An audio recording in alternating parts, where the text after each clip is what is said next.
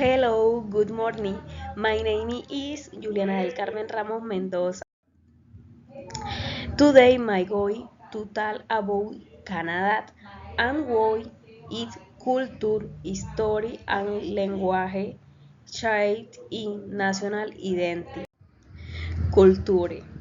Canadian culture is defined by multicultural Canada welcoming people from all over the world.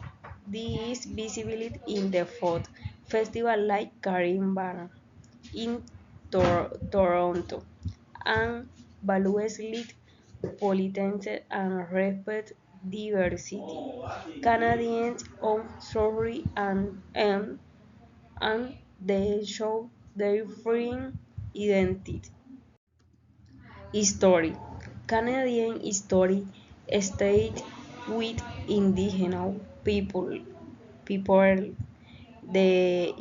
the colonies before and Britain. Canada became independent country in 1867, but it kept destroying the world culture because of the Canada has two official languages and the politics extreme but on the democratic and pace. The story make Canadian value united with different groups.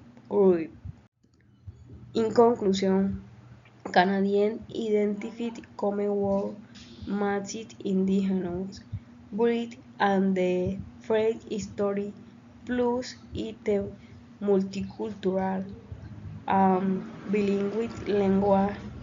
This made my Canada a peaceful and diversity country.